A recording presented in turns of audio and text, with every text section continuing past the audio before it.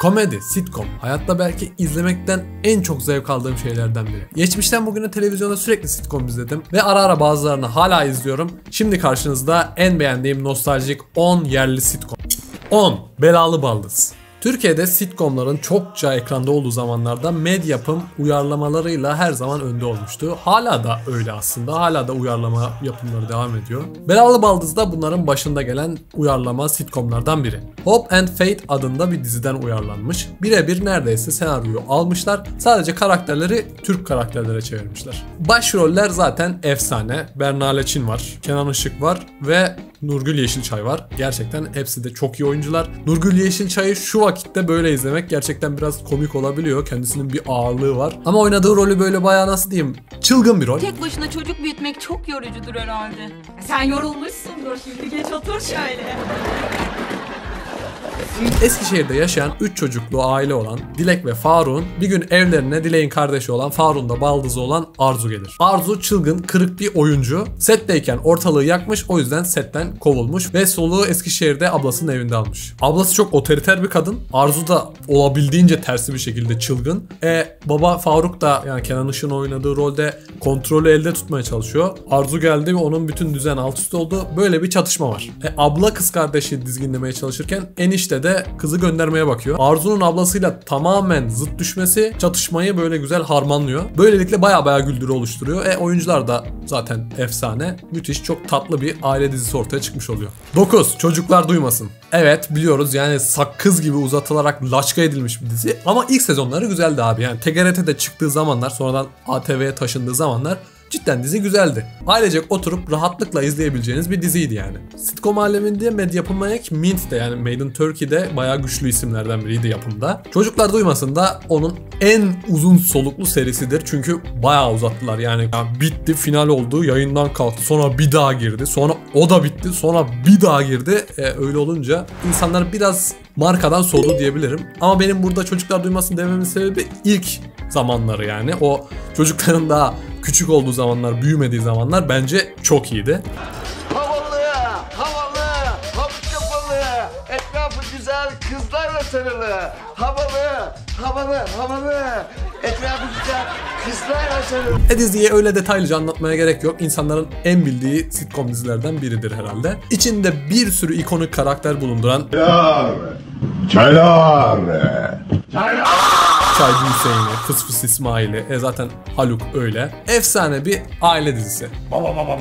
İşte sonradan ikinci, üçüncü denemelerde böyle monologlarla dolu bir dizi oldu. Bence çok saçma yerlere gitti o yüzden. Böyle Selami'nin olduğu dönemleri izleyin. Tekrardan açın kenarda dursun yeter. Abi onlar hastaneye götürdü. Abi kapat kamerayı boş ver ya. Abi Abi ben de içtim. 3 duble içtim. 8. Sıdıka. Türkiye'de en beğendiğim kadın komedyenlerden olan Hasibe Eren'in oynadığı ilk TV serilerinden biri. Yani bu dizi benim için çok değerli. Annemle birlikte açar izlerdim ve o zaman anlamadığımı fark ettim. Yani hani tabii çocuğuz yani anlamayız. Şu dönemde açıp izlediğimde diyorum ki bu diziyi bence Türkiye'de yaşayan feministim diyen bir insanın kesinlikle izlemesi lazım. Anne ayıp oluyor ama artık. Bu şaka olmaktan çıktı. Cinsel özgürlük böyle bir şey değildir. Ne be ne? Ha? Kenar mahallenin cam kenarına doğru öyle aşı ekmeği kocadan babadan hangi cinsel hürriyet? Ha? O bile parayla kızım. Ya fukaranın adı orospuluk. Sana bana değil o şarkılar Sıdıka. Bu dizi gerçekten Türkiye özeti. Çok güzel bir dizi. Sıdıka okula gönderilmemiş bir kız ama kendisini eğitmeyi, okumayı çok seven bir kız. Evde gazete küpürlerinden, kuponlardan biriktirilmiş ansiklopedileri okumuş. Kendi entelektüel bilgi birikimini geliştirmiş bir kız. Biraz da geveze bir kız. Aslında çevresine göre geveze bir kız. Muhalefet, hafif de espritüel. Kız anne niye öyle diyorsun? Niye akbaba oluyormuşum ki ben? Babamla sen akbaba evliliğini yaptınız. Ondan mı böyle olmuşum ben? Aklı kıt, mahalle dangosu bir abisi var. Babası deseniz şiddet bağımlısı, alkol bağımlısı bir adam. Annesi de gariban ve Sıdıka'nın aslında tek arkadaşı da diyebiliriz. Sıdıka konuşuyor ama onu annesinden başka kimse dinlemiyor. Annesi de dinlediğini anlamıyor. Dışarıyla tek bağlantısı da evinin penceresi. Zaten olay örgüsü genelde evde olan olaylarla gerçekleşiyor. Sıdıka arada dışarı çıksa da genelde dışarıdan bir etki eve geliyor ve Sıdıka'nın dışarıdan gelen bu etkilere karşı tepkileri, replikleri, cümleleri bize seyir zevki sunuyor. 7. Ayrılsak da beraberiz. Evet, bir mini dizisi daha karşınızda. Çok tuhaf, garip bir hikaye aslında. Hani şu an çok televizyonda göremeyeceğimiz türden bir hikaye. Bir çift boşanır ama evi paylaşamazlar. O yüzden ikisi evi bölerek aynı anda evde yaşamaya başlar. İnsanlar boşanınca ne oluyor? Aileleri de boşanıyor. Birbirine düşman oluyor, düşman kesiliyor. Böyle bir çatışma var ortada. Gerçekten çok farklı bir fikir aslında. Bu süreçte de herkes karşı tarafı evden göndermeye çalışıyor. İşte en küçük fırsatta bile onu evden postalamaya bakıyorlar. Ama karakterlerin aralarında da hala bir böyle aşk hareketi var. Aşk kırpıntıları var gibi. Bu dizi de bayağı uzun sürmüştü aslında. 2 sezon 77 bölüm sürdü. Şu anda da ara ara YouTube'da kenarda duruyor. Burada da çok güzel orijinal karakterler var. Çok böyle dillere takılmış replikler var. Yırttık abicim yırttık. Bu sefer kesin yırttık. Hepsi beni güldürüyor. Ara ara da muhabbet içerisinde aklıma geldikçe ben de yapıştırıyorum replikleri valla. 6. Dadı. Evet, bir uyarlama daha. The Nanny adı diziden uyarlanmış Dadı süper oyuncu kadrosuyla karşımızda. Karşımızda diyorum tabii ama izlemişiz zaten de şu an karşımızda. Bence biz Türkiye'de uyarlama işini gayet güzel yapıyoruz abi. Tamam, evet, senaryo önemli bir şey yani. Sonuçta projeyi yazanlar yabancılar, eyvallah. Ama bizim oyuncularımızla gerçekten çok iyi olabiliyor projeler. Burada da bence öyle. Nasıl diyeyim? Gülben Ergen cidden iyi oynamış abi. Yani keşke bence oyuncu olarak kalsaymış, daha çok böyle komedi rollerinde oynasaymış. Onu böyle komedyen olarak görseymişiz diyorum ben diziyi izlediğimde. Kenan Işık zaten abi adam muazzam bir oyuncu. Haldun Dorman de zaten efsane oyunculardan biri ve farkını da burada koyuyor. Adam o kadar kıl oynuyor ki gerçekten gıcık oluyorsunuz adama. Yani muazzam bir şey ya. Bir insana gıcık oluyorsanız eğer, izlediğiniz bir şeyde bir oyuncuya gıcık oluyorsanız eğer, o gerçekten iyi oynuyordur demektir bence. Dadımız Melek sevgilisinin gelinlik satan dükkanında çalışmaktadır. Aynı zamanda burada tabii evlilik hayali kurmaktadır. Ama olaylar öyle gelişmez. Bir gün sevgilisi der ki hadi ben senden ayrılıyorum. Melek şok. Melek şaşırır, dedi. O ne oluyor falan. Sonra Melek mecbur tabii pılını pırtını toplar gider. Ama o sırada ne olur? Tesadüf bu, yani dizi olması lazım tabii. Eşini kaybetmiş ve 3 çocuğu olan Ömer Bey'in çocuklarına kendisini dadılık yaparken bulur. Böyle işe girer. Ama Meleğin yani çocuk bakmak hakkında bir bilgisi yok. Çocuklara bakarken dadılığı öğreniyor gibi bir şey oluyor. Başka bir abla daha var, o da geliyor. O işte böyle Ömer Bey'e yanık hafiften. O da Ömer Bey'e yanmıyor falan ama Ömer Bey ile dadı arasında da böyle hafif bir aşk pırıltıları canlanıyor falan. Böyle tatlı bir dizi bu da yani. 5. Sayın Bakanım. Evet, bir Medyapım uyarlaması daha ama Türkiye'ye gayet güzel uyarlanmış bir eser diyebilirim. Tam bir politik komedi. Yani Türkiye'de bence bu iş kadar sağlam politik komedi yapan olmamıştır şimdiye kadar. Kenan Işık var, Haluk Bilginer var, yine Haldun Dorman var. Ya zaten geçmişte sitcomlarda Haluk Bilginer, Kenan Işık, Haldun Dorman zaten sürekli varlar. Çok da iyiler, efsaneler, zaten şu anda da öyle. Uyarlanan eser BBC'de yayınlanan Yes Minister adında eser. Ya bu dizi çok anlatılmaz ya. Ya bu dizi kilit cümleleriyle, replikleriyle yer yer zaten sosyal medyada karşınıza çıkıyor. Özellikle seçim dönemlerinde bol bol karşınıza çıkar. Yeni gelen hükümetle bir bakan, bir bakanlığın başına geçer. Yeni bir bakandır. Tabi orada bürokratlar falan filan, sistem o temiz akıyor. Bakan buraya gelir. Tabii bir şeyler yapması lazım. Ben şöyle yapacağım, ben böyle yap. Ortalıkta böyle ahkam keser. Artık durum değişti. Bundan sonra devlet malı deniz, yemeyen domuz atasözü tarihe karıştı. Artık devletin bir kuruşuna bile halel gelmeyecek. Ama işler pek de öyle yürümez. Özet bu. Yani şu an Türkiye'de hala geçerli olan replikleri var. Bence sadece Türkiye'de de değil, yani dünya çapında geçerli olan replikleri var. Başka ülkelerde dediğin olabilir Sayın Kalem ama Türkiye'de muhalefetin amacı iktidar olmak değildir. Nedir? Muhalefetten düşmemek.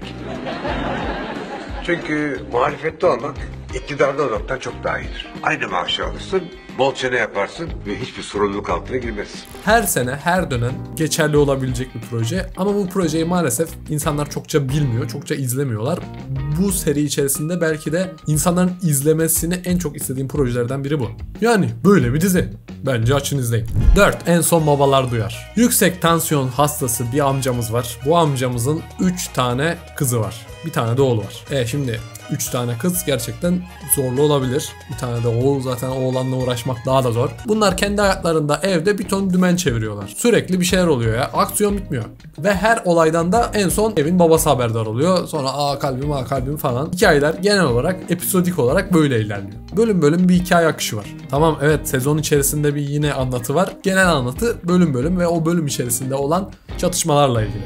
Çok samimi bir konu cidden ya. Bunu Türkiye'de birçok aile içerisinde bu yapıyı görürsünüz aslında. Hani babadan gizlenir, anne olayı çözmeye çalışır, işte çocuklar işte falan babam duymasın falan yaparlar. Bu gerçekten çok bizden bir hikaye. Annemle izlediğim zamanlar gözümün önüne geliyor. Harbiden komik karakterleri olan güldüğüm bir seriydi. Tabii en komik karakter de herhalde üçkağıtçı Kadir'di. Ya bayağı üçkağıtçı bir adam ya. Bu aileye gelmiş sömürüp duruyor ortalığı. Yani hani parayı kıracağım diye yapmadığı, dolandırmadığı adam kalmıyor. Batırmadığı iş kalmıyor. Genel çatışmada bu karakter üzerinden aslında dönüyor. Bu karakter kimi zaman eşini kandırıyor. Kimi zaman evin oğlunu kandırıyor, işte o parayı bulacağız kayınço falan filan diye. Evin kızlarını bazen kandırıyor ya da onların gizli sırlarıyla ilgili kozlar eline geçirip kendi istekleri doğrusunda hareketler yapmalarını falan sağlıyor, böyle para getirecek. Para getireceğini düşündürüyor. Böyle bir dizi. 5 sezon sürdü. Sonrasında baba falan değişti. Kadir'in babası geldi. İşte Kadir'e böyle bayağı bir ton giydirdi. Böyle bir gidişatı da oldu dizinin. Bence yapımcı Birol Güven'in yaptığı en iyi işlerden biri de En Son Babalar Duyar olabilir yani. 3. Efsanelerden, yani Türkiye'nin IMDb'de en iyi dizileri arasında yer alan bir dizi Tatlı Hayat. Türkiye tarihinin en iyi komedi uyarlamalarından biri Tatlı Hayat olabilir yani. Tamam, evet, bir daha uyarlama var ama bu uyarlama yine bizim oyuncularımızla şaha kalkıyor ya. Ya ben dizinin orijinaline biraz baktım. Bence bizimkiler kadar iyi değil yani oyunculuklar. Haluk Bilginer burada yine döktürüyor. Çok sağlam bir karakter oynuyor. Efsane bir oyunculuk. Özünde Amerika'da yayınlanmış ve Jeffersons adında bir dizi. Amerika'da 11 sezon sürmüş. Türkiye'de ise maalesef 3 sezon 106 bölüm olarak bitmiş. Bence daha uzun da olabilirmiş yani. Hani nice diziler ilerledi, bir ton oynandı. Belki oyuncularla anlaşamadılar, belki başka bir şey oldu ama içimde yer edinen dizilerden biriydi. En son bu diziyi tekrardan 2019'da izledim. Bütün bölümlerini YouTube'dan indirdim. O zamanlar tabii YouTube Premium falan çok yaygın değil. İndirdim, izledim. Türk karakterlere çevrilmesi ve konunun İstanbul'da yaşanması dışında çok bir değişiklik aslında senaryoda bulunmuyor. Orijinal eserden sapma yok. Neredeyse tıpatıp aynı. Açıları, olay örgüleri, ana tema, sinematografisi, bölüm konuları, kişilerin davranışları, karakterlerin toplumdaki konumları falan hepsi aynı ama sadece Türkiye. Türkiye olunca insan daha da çok bağdaştırabiliyor. Yani hani Amerika'da gettodan çıkmış biriyle belki biz bağdaşma kuramayabiliriz ama Türkiye'de daha rahat kurarız ve seyirci bunu daha iyi anlıyor. Olay şu: hayatında yükselme çabasında sürekli bulunan ve sürekli çalışmış İhsan Bey var. İhsan Bey bir kuru temizlemeci. Ufak bir dükkanı var. Çalışa bayağı zengin olmuş. Gece konudan çıkıp gitmiş rezidansa yerleşmiş. Burada yeni insanlar var, yeni kültürler var. İhsan Bey de bu kültürlere ayak uydurmaya çalışıyor, adapte olmaya çalışıyor. İstemeden de olsa eve bir hizmetçi alıyorlar ve İhsan Bey'in kendini değiştirmeme çabasıyla farklı bir yaşam tarzının içerisine düşmesini çatışma olarak temel almış bir hikaye. Tatlı, acı bu çatışmalar komik olaylar zincirine sebebiyet veriyor. Aileyle yine izlenebilecek süper bir dizi. Hala da açıp izliyorum yani. İkinci monitörde ara ara sahnelerini izlerim. 2. 7 numara. Bu diziyi hala izlemeyen insanlar var ya. Yani bu dizi, tamam mı? Bak zaten bu listedeki 1, 2 ve 3. sıradaki diziler Türkiye'nin bence en iyi dizileri arasında yani. Şimdi anlatıyorum. Birbirlerine deliler gibi aşık Vahit Emmi ile Zeliha yenge köyden kaçıyorlar, İstanbul'a geliyorlar. Burada Vahit Emmi zar zor işte bir tane ahşap ev alıyor. Ama bu ikisinin çocukları olmuyor. O yüzden Zeliha yengenin içi kan ağlıyor, üzülüyor yani. Ne yapmışlar? Evde büyükçe sürekli böyle öğrencilere evi kiralamışlar. Yani kendileri de oturuyor, odaları da öğrencilere kiralıyorlar. Ne oluyor? Zeliha yengede bir anaçlık var. O çocuk arzusunu bastırmak için o çocuklara analık ediyor bir yerde de. Yıllarca hayatları böyle geçiyor. Sonra ne oluyor? Bir gün ülkenin dört bir yandan, işte Bursa'dan, Antalya'dan, şuradan buradan böyle genç kızlar yurtta tanışmışlar bunlar. Demişler bir eve çıkalım artık. Zeliha yengelerin evini buluyorlar. Aynı zamanda Vahit Emmi'nin de köyden abilerinin çocukları damlıyor. Onlar da üniversite okuyacak. Şimdi ne oluyor? Çok büyük çatışma var. Büyük şehirlerden gelme kızlar, bir de Anadolu'nun bağrından kopma adamlar. Böyle masum, herkes böyle iyi kalpli, iyi niyetli. Çok tatlı bir hikaye. Bunlar ne oluyor? Çatışıyorlar sürekli, evde kavga ediyorlar. Neden? Kültür karmaşası var, kültür çatışması var diyorlar. Aslında çok sosyolojik değerlendirmeleri olan bir dizi ya. Bayağı iyi bir dizi o konuda. Hikayede durmadan inandırıcılık arayarak bencil meraklarını tatmin etmeye çalışacağına bari Berat'ın yardım ihtiyacına cevap vermeye çabalayan ve maalesef senin gibi kendi egosunun gölgesinde yaşadığı halde etrafını bencillikle suçlayıp durmayan insanların yolunu tıkamasan, ayrıca üstelik bir de sencil havalarda ortalıkta dolaşmasan daha iyi olmaz mı ya? Ne oluyor? Bunlar ilk başta anlaşamıyorlar falan böyle. Karakterler de çok orijinal karakterler var. Çok tatlı karakterler var. Sonradan yavaş yavaş birbirlerine ısınıyorlar. Bir aile ortamı oluşuyor. Çok efsane oyuncuların start noktası bu dizi. Çağlar Çorumlu'nun Yusuf Güdük karakteri en sevdiğim karakterlerden biri. Sana memleketten ceviz getirdim. dedim kraliçem. Beynine kuvvet verin. Beni bu çocuk tutuyor, tutmayın. Senaryo ekibindeki kişiler aynı zamanda dizide oyuncu olan kişiler. Yani karakterleri kendileri için yazdıkları da anlaşılıyor. Çünkü çok güzel role girmişler. Bayağı akıtıyorlar. Bu diziyi 5 kez falan izledim. Ve her izlediğimde de böyle hayatımın belli dönemlerinde, belli yaşlarında izlediğim için farklı repliklerden farklı anlamlar çıkartmaya başladım. Yani sadece düz bir komedi değil aslında. Çok iyi bir sitcom. Yani komedinin sosyolojik olarak değerlendirmeleri olması önemli bir şey. Herkesin kesinlikle izlemesi gerektiğini düşünüyorum. Ve 1. Avrupa Yakası. Geldik en efsane TV serisine abi.